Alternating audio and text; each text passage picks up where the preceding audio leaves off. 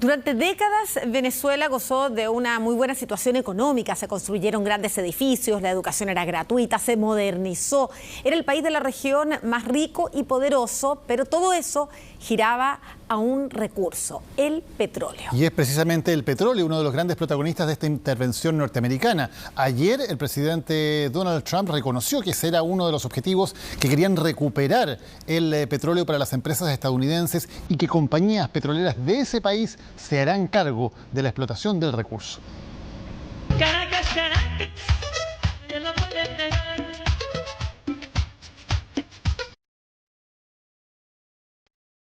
Conocido como el millonario de América, el paraíso petrolero o la Venezuela Saudita. Todo el mundo tenía acceso a comprar muchos bienes porque el dinero fluía en todas partes. Gracias a la explotación y comercialización del petróleo, Venezuela tuvo grandes ingresos que hicieron que el país fuera por lejos el más rico de toda Latinoamérica. Entre los años 40 hasta los 80, Venezuela gozó de una estabilidad financiera envidiable por todo el mundo. Se construyeron grandes edificios, carreteras, la benzina era muy barata, se fortaleció la educación, entre varias otras medidas. Todo gracias al petróleo. Sus hijos y ellos mismos estudiaron en universidades públicas financiadas por el Estado venezolano, tenían el Producto Interno Bruto más alto de la región, fue el país más rico de la región gracias a la industria petrolera y gracias también a que nuestro primer socio comercial era Estados Unidos. Una época de bonanza que comenzó a disiparse. En la década del 70 se nacionalizó el petróleo en Venezuela. Todo marchaba bien hasta que en el 80 el precio de este recurso natural cayó fuertemente. Toda esta riqueza que se dio fue monoproducto, gracias al petróleo por los dólares que entraban al país. Y nunca fueron capaces, lamentablemente, de desarrollar otros sectores productivos. Fue el caldo de cultivo finalmente para que el año 91 llegara el chavismo al país. Y ahí ocurrió un punto de inflexión. La alta inflación, el bajo precio del petróleo, la falta de otros sectores productivos y una débil democracia llevaron a que la Tierra de Gracia diera un giro de 180 grados. Con la llegada de Hugo Chávez al poder, las empresas privadas fueron expropiadas. Se formaron cambios legales para que el Estado tuviera el control mayoritario de proyectos productivos, a tal punto que 2 empresas estadounidenses ganaron demandas internacionales y aún esperan ser indemnizadas. La faja petrolífera del Orinoco es íntegramente venezolana.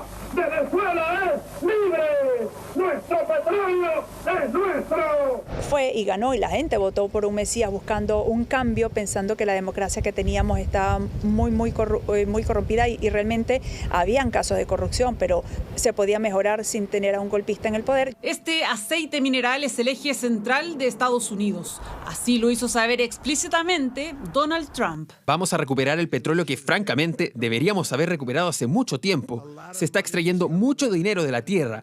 Vamos a recibir un reembolso por todo eso. Vamos a recibir un reembolso por todo lo que gastemos.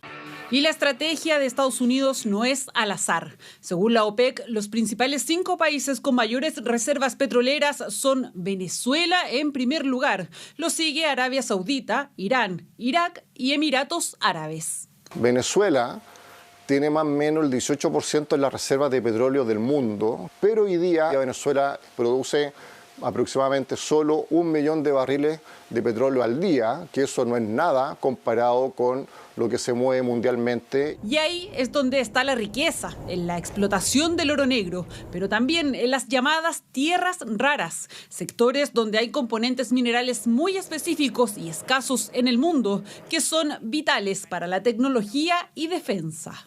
Lo que se necesita es voluntad política para que se lleguen a los acuerdos necesarios y podamos renacer a esa Venezuela pudiente.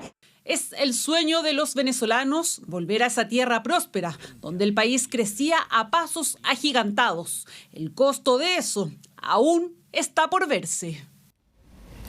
Vamos a revisar ahora imágenes captadas por diversas agencias en Caracas que muestran una manifestación a favor del capturado dictador venezolano Nicolás Maduro. Esto ocurrió hoy en el centro de Caracas, se le llamó la Gran Marcha por Venezuela y en ella los manifestantes denunciaron la captura del presidente Nicolás Maduro en la incursión militar estadounidense de ayer. Se gritaron y se leían consignas a favor del líder chavista. También estuvieron presentes, como veíamos, los llamados motorizados, estos motociclistas fuertemente armados que suelen ser parte de las manifestaciones convocadas por el régimen. Parte de las consignas será exigir respeto a la soberanía y el regreso de Nicolás Maduro y la primera dama Cilia Flores a territorio venezolano.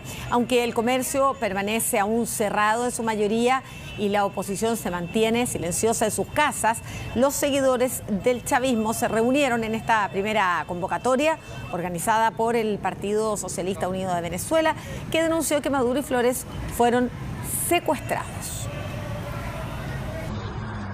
No está ya al frente Nicolás Maduro, pero lo que está claro es que el régimen chavista sigue estando en control del país. Lo veíamos en la nota, por ejemplo, uno de ellos, de los más importantes, Vladimir Padrino López, el ministro de Defensa que se presentó hoy al frente de los militares, dando cuenta de que se mantiene en control de las Fuerzas Armadas. Claro, y la gran duda es, ¿van a ellos a participar de un proceso de transición a cargo de Estados Unidos, que sea administrado por Estados Unidos, como ha dicho Donald Trump, o van a mantenerse firmes y fieles al chavismo? Veamos esta nota. Leales siempre. Estás hablando del ministro de Defensa con el mayor fracaso militar en la historia del continente. Se llevó a cabo pues esta agresión militar con las consecuencias nefastas que ya conocemos.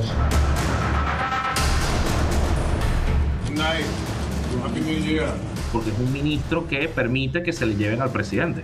Es decir, ¿cuántas capas de seguridad y defensa tenía allí? ¿Cuánto era la presta operacional? ¿Cómo sacrifica a estas pobres personas con poca capacidad técnica, con poca formación y con pocos equipos que cayeron en estos bombardeos puntuales? ¡Chávez vive! Es el día después de la operación militar de Estados Unidos en territorio venezolano y el día 1 de Nicolás Maduro preso en una cárcel federal en Brooklyn. El dictador ya no está en Venezuela, pero el régimen trata de reordenarse. El gobierno bolivariano garantizará la gobernabilidad del país y nuestra institución continuará empleando todas sus capacidades disponibles para la defensa militar. Suscribe la Fuerza Armada venezolana lo que uno de los poderes de ese país definía horas antes. Es la exdiputada chavista, hoy magistrada del Tribunal Supremo de Justicia del país caribeño, la que resolvía este sábado por la noche la vacancia del dictador. Se ordena que la ciudadana Delcy Eloína Rodríguez Gómez ejerza en condición de encargada todas las atribuciones de presidenta de la República Bolivariana de Venezuela. Tal como lo anunció el gobierno estadounidense tras la detención de Maduro, será Delcy Rodríguez quien herede el máximo cargo político de Venezuela y que de hecho ya ejerce el de la presidencia de la República. Lo que ocurrió ayer en horas de la noche es que el Tribunal Supremo de Justicia del régimen crea una nueva figura que viola lo que establece la Constitución Nacional en cuanto a la solución de una vacante absoluta del presidente de la República y crean una figura de presidente encargado por 3 meses que puede ser prorrogable, me imagino que indefinidamente.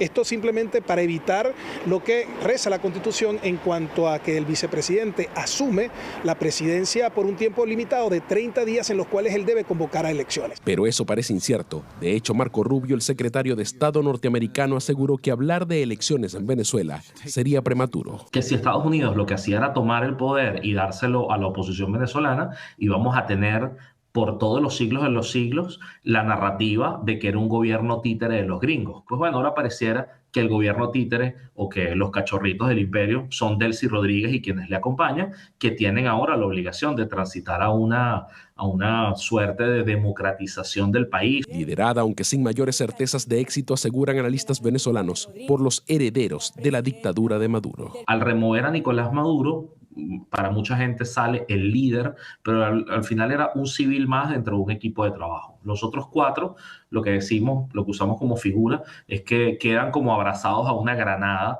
a ver quién traiciona a quién entrega a quién. Ellos, Vladimir Padrino López, el hombre clave del ala militar del chavismo, Diosdado Cabello, ministro de Interior y sindicado por entendidos como director del aparato represor e investigado en Chile por el homicidio político de Ronald Ojeda, y los hermanos Rodríguez, Jorge, el presidente del Parlamento venezolano, y Delcy, ahora presidenta encargada. Jamás volveremos a ser esclavos. Es que jamás volveremos a ser colonia de ningún imperio. Que si el cartel de los soles, que ahora es organización terrorista, ridículos. Hay un solo presidente en este país que se llama Nicolás Maduro Moro.